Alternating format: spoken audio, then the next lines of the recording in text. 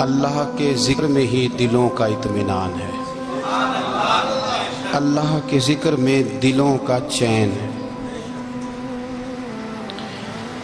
لوگ بہت سارا مال، بہت ساری دولت، بہت ساری عقل اور بہت سارا شعور ہونے کے باوجود بے سکون ہیں۔ جس چیز نے زمانے کو تکلیف میں مبتلا کر دیا ہے اور جو چیز ڈھونڈنے سے نہیں ملتی وہ اطمینان ہے، وہ قرار ہے۔ لوگ بھیک مانگتے ہیں، منت کرتے ہیں، دہائی دیتے ہیں کہ کہیں سے سکون کی دولت مل جائے، لیکن وہ میسر نہیں آ رہی۔ بڑے بڑے لوگ ہیں، اور میں عرض کر چکا ہوں کہ مالدار بھی ہیں اور عقل مند بھی ہیں، باشعور ہیں، پڑھے لکھے ہیں، پر قلبی سکون، راحت، اطمینان، چین انہیں میسر نہیں آ رہا۔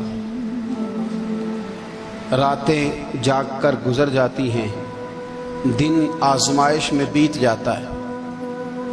وہ کبھی اس کے لیے ٹھنڈے علاقوں کا سفر کرتے ہیں، کبھی دوستوں کی مجلسوں میں جا کر کے بیٹھتے ہیں، کبھی گھر سے دور اکیلے میں تنہائی میں وقت گزارنے کی کوشش کرتے ہیں، لیکن دولت سکون ناپید ہوتی ہے، میسر نہیں آتی۔ عرش کا رب فرماتا ہے، کیوں تو بھٹکتا پھرتا ہے، کیوں دائیں بائیں جاتا ہے؟ چپ کر کے مسجد آ جا اور لوگوں سے بچ کے تنہائی میں میرا ذکر کر۔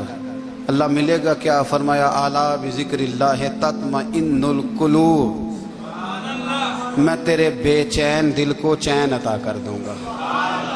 وہ تیرا تڑپتا اور پھڑکتا ہوا مزاج، اسے میں سکون کی دولت دوں گا۔ یہ تجھے کہیں اور نہیں ملے گا، یہ میری یاد میں ملے گا۔ یہ چین، قرار، سکون تجھے یہیں میسر آئے گا۔ اطمینان قلبی زندگی کا حسن ہے بھائی، دولت سکون اصل ہے۔ بڑے ٹھنڈے کمرے میں کچھ لوگوں کو نیند نہیں آتی، اور دادا صاحب رحمۃ اللہ علیہ آپ جائیں تو دونوں سڑکوں کے بیچ جو فٹ پاتھ ہے نا، اس پہ بھی کچھ لوگ سوئے ہوتے ہیں۔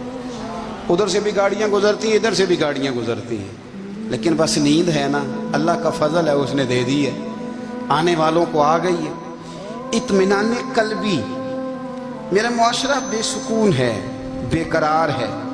مجھے کچھ لوگ کہتے ہیں جی میں آج کل بڑا بور ہو رہا ہوں، تو میں کہتا ہوں یار ہمیں تو ٹائم ہی نہیں ملا آج تک بور ہونے کا، نہیں وقت ہی نہیں اتنا میسر آیا۔ کون سا ٹائم نکالے جس میں بندہ بور ہو؟ وہ تو ہے کہ انسان کچھ فارغ ہو، کہیں اس کے پاس گنجائش ہو تو بور بھی ہو لے۔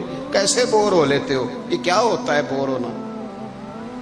زندگی میں اتنا وقت ہی کہاں ہے کہ انسان بور ہوتا پھرے اور یہ تصور بناتا پھرے کہ میں بڑی آزمائش میں ہوں، تو میں بڑے بور ہو رہا ہوں، تو میں بڑی تکلیف میں ہوں۔ تو وقت بہت زیادہ ہے ہمارے پاس، لایانی کاموں میں ضائع بڑا ہوتا ہے، تو ہم بور ہوتے ہیں، پریشان ہوتے ہیں۔ اللہ فرماتے ہیں یہ جو میری یاد ہے نا، لیکن اس کا بھی ایک طریقہ ہے یاد کا، اس طریقے سے اگر میرے رسول کریم علیہ السلام نے فرمایا اللہ کا ذکر اس طرح کرنا کہ دیکھنے والا تمہیں دیوانہ سمجھے،